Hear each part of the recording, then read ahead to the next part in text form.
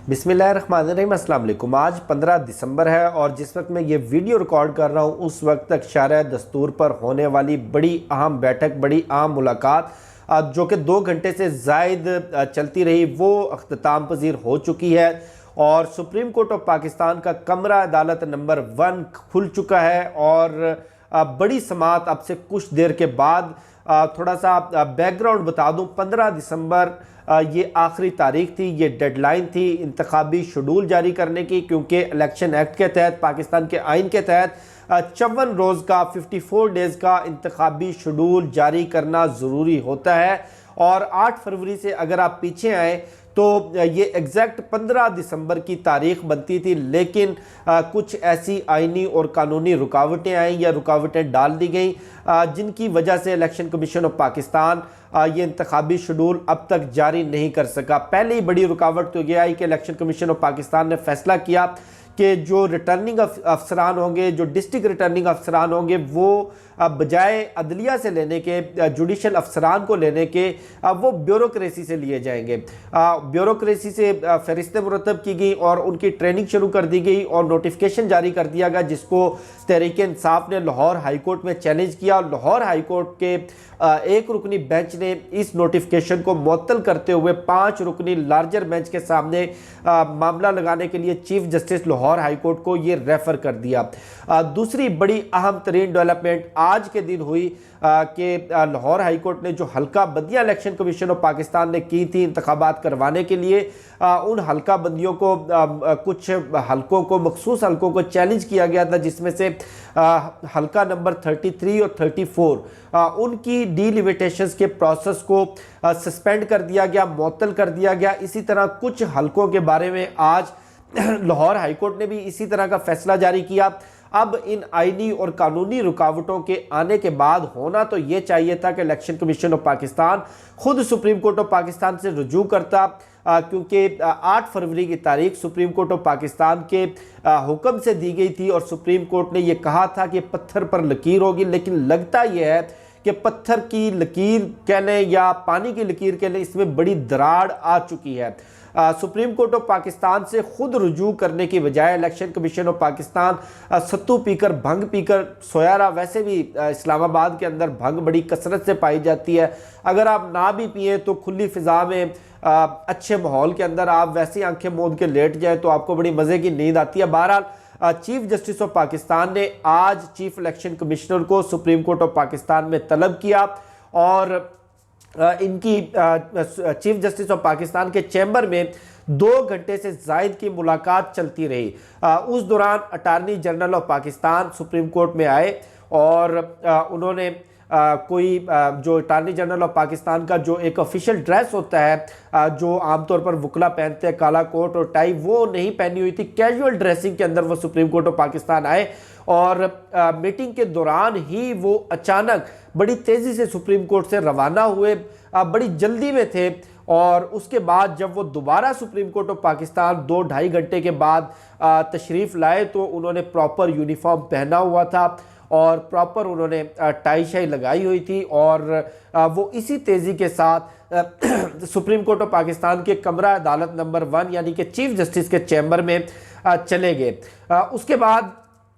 ये मुलाकात जारी रही और मुलाकात में मुख्तलिफ ऑप्शंस के ऊपर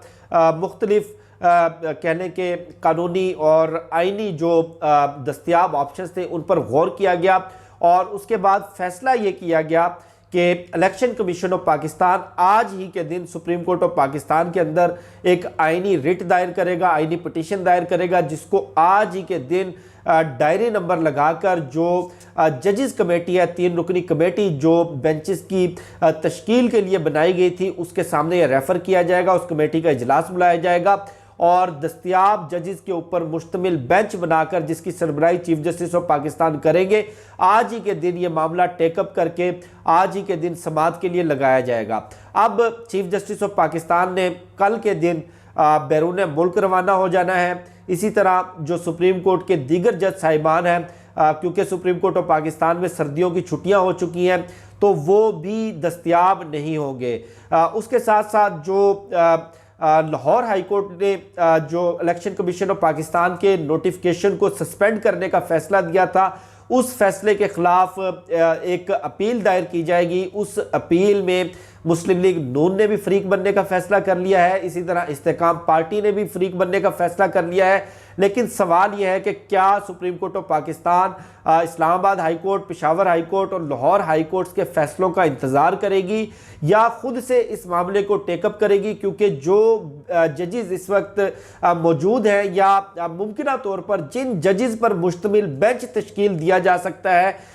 ये वही जजेस हैं जब इनके सामने पंजाब और खैबर पख्तूनख्वा के इंतखाबात का मामला आया तो इनका मौक़िफ़ ये था, इनकी आइनी पोजीशन ये थी कि चूंकि ये मामला ज़ेरे अल्तवा है हाई कोर्ट्स में, पेशावर हाई कोर्ट में, लाहौर हाई कोर्ट में, तो बजाय बराह रास्त इस मामले को सुप्रीम कोर्ट ऑफ पाकिस्तान में टेकअप करने के इंतज़ार कर लिया जाए कि लाहौर हाई कोर्ट इसके ऊपर कोई फैसला दे, इस्लामाबाद हाई कोर्ट इस पर कोई फैसला दे। अब वही जजेस सरदार तारिक मसूद, चीफ जस्टिस काजी फाइज ईसा और जस्टिस अतर बीनुल्लाह,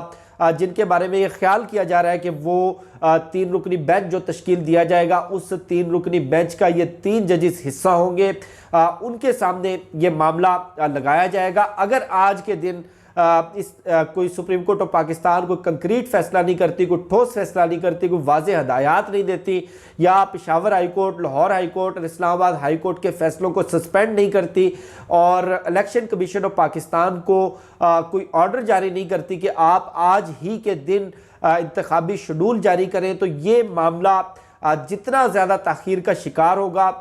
उतना ही ज़्यादा 8 फरवरी के इंतखाबात इल्तवा का शिकार होते जाएंगे, पोस्टपोन होते जाएंगे। यानी कि अगर सुप्रीम कोर्ट ऑफ पाकिस्तान 5 दिन तक इस मामले की समाअत करती है तो 8 फरवरी के इंतखाबात 5 रोज़ आगे चले जाएंगे। अगर 10 रोज़ तक इसकी समाअत जारी रहती है तो 10 रोज़ आगे चले जाएंगे। लेकिन उसके साथ साथ कुछ इंतज़ामी रुकावटें अभी भी बाकी हैं। सबसे बड़ी इंतज़ामी रुकावट यह है कि 4 दिसंबर को गालिबन इलेक्शन कमीशन ऑफ पाकिस्तान ने वजारत दाखिला को ख़त लिखा था कि आम इंतखाबात की सिक्योरिटी के लिए, आम इंतखाबात का इनकाद करने के लिए हमें 5.5 लाख सिक्योरिटी एहलकार चाहिए, जिसमें से करीबन 2,40,000 या तकरीबन 3 लाख के करीब नंबर था। वो तमाम सूबों की पुलिस वो हमारे पास मौजूद है और 2,70,000 हमें मुसल्लह अफवाज के जवान चाहिए। वजारत दाखिला वजारत दिफा से कोऑर्डिनेट करके जो मुसल्लह अफवाज के जवानों की दस्तियाबी है उसको यकीनी बनाए और 16 दिसंबर तक इसका जवाब इलेक्शन कमीशन ऑफ पाकिस्तान को जमा करवाए। लेकिन अभी तक इस चिट्ठी का कोई जवाब इलेक्शन कमीशन ऑफ पाकिस्तान को मौसूल नहीं हुआ वजारत दाखिला की जानिब से, और ये भी मालूम नहीं है कि वजारत दाखिला ने वजारत दिफा से कोऑर्डिनेट किया है या नहीं किया। क्या सिक्योरिटी के लिए 2,70,000 जवान मुहैया कर दिए जाएंगे? बड़ा अहम सवाल ये भी है, क्योंकि इस वक्त मुल्क में जो सिक्योरिटी की सूरत हाल है, जिस तरह से दहशतगर्दी के हमले हो रहे हैं और इन हमलों के अंदर जिस तरह हमारी अफवाज के जवान डेरा इस्माइल खान में आज से चंद रोज़ पहले 22 जवान शहीद हुए, आज फिर डेरा इस्माइल खान के अंदर ही एक और दहशतगर्दी का हमला हुआ। इसी तरह बलूचिस्तान के अंदर दहशतगर्दी के हमले जारी हैं। तो ये भी बड़ा एक सवालिया निशान है कि 8 फरवरी के इंतखाबात के लिए 2,70,000 फ़ौज के जवान मुहैया किए जाएंगे या नहीं, क्योंकि फ़ंड्स का इतना ज़्यादा इशू नहीं है। फ़ंड्स के हवाले से सुप्रीम कोर्ट ऑफ पाकिस्तान बराह रास्त भी जो वजारत ख़जाना है उसके सेक्रेटरी को बुलाकर वाज़ेह हुक्म दे सकती है। लेकिन बहरहाल ये मामला इस जो 8 फरवरी के इंतखाबात हैं इनके हवाले से बड़ी आइनी और कानूनी रुकावटें इस वक्त जन्म ले चुकी हैं, वो सामने आ चुकी हैं। इन कानूनी और आइनी रुकावटों को किस तरह दूर किया जाएगा, ये बड़ा एक अहम सवाल है। और इस मामले पर वैसे भी होना ये चाहिए था कि चीफ जस्टिस ऑफ पाकिस्तान अज़ खुद नोटिस लेते, लेकिन अज़ खुद नोटिस लेने की बजाय उन्होंने मुनासिब समझा कि वो इलेक्शन कमीशन ऑफ पाकिस्तान को ही कहे कि वो आइनी पटिशन दायर करे। ये आइनी पटिशन आज ही के रोज़ समाअत के लिए लगाई जाएगी। जैसे ही समाअत शुरू होती है उसका अहवाल भी मैं आपके साथ शेयर करूँगा। मुझे शफ़क़त अली को दीजिए इजाज़त। इंशाल्लाह आपसे फिर नेक्स्ट वीडियो में मुलाकात होगी। पाकिस्तान जिंदाबाद।